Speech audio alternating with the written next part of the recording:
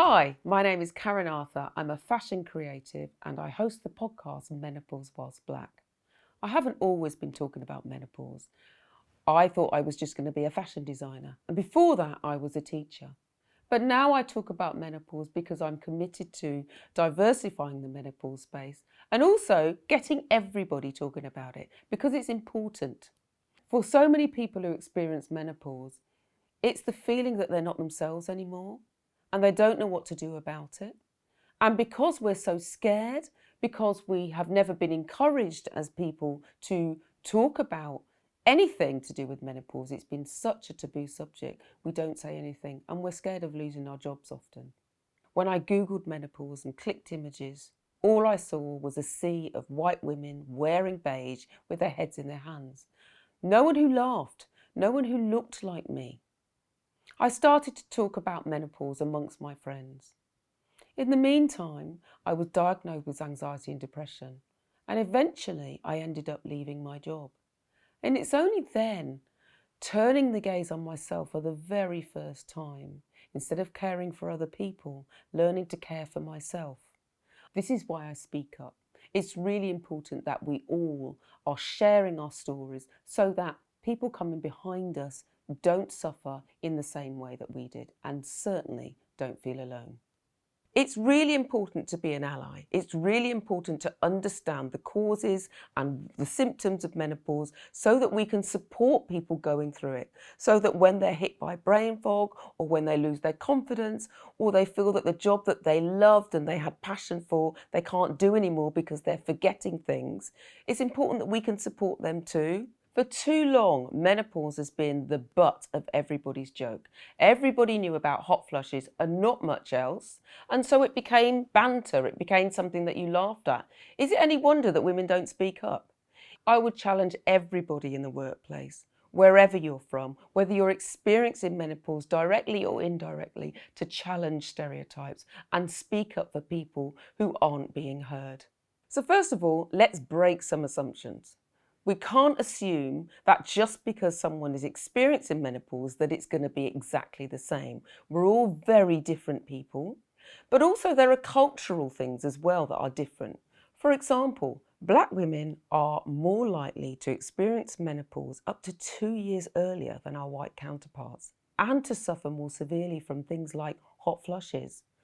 In the South Asian communities, women are more likely to start their menopause up to 5 or 6 years earlier. We wouldn't know this if we didn't have these conversations. Research is young, but it's starting and it's starting to diversify. There is nothing wrong with menopause. It's a completely natural state, and it's important that everybody, men, women, children, are able to support people who are experiencing menopause, no matter what culture or background. The important thing is that people experiencing menopause feel listened to. Ask the questions, start groups, do surveys, start questionnaires. Really listen. What we tend to do is listen to people who come from a similar demographic.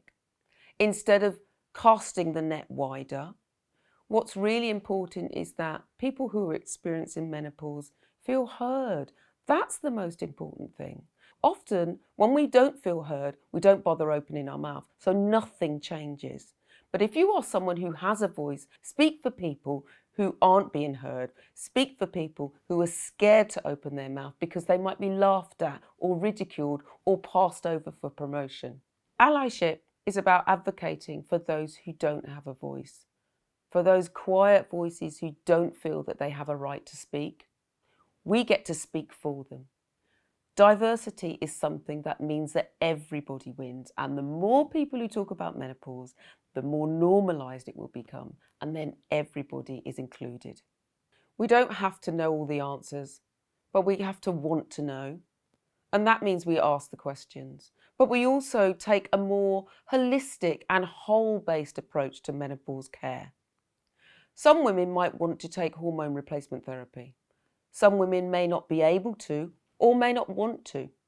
if we take into consideration that they might need time off to go to the doctors, and that sometimes it takes a while to really settle into the menopause care that you choose, and also that they might change their minds, that's absolutely fine.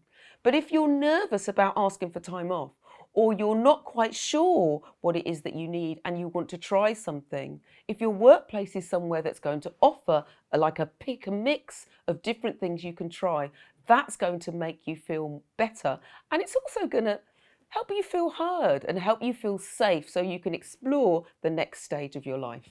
So what's really important is that we recognise that there are nuances amongst the menopause journey. The message here is hope. We're living in a time of real change and it's exciting. But we have to be patient as well. Women are unlearning the stigma of talking about ourselves.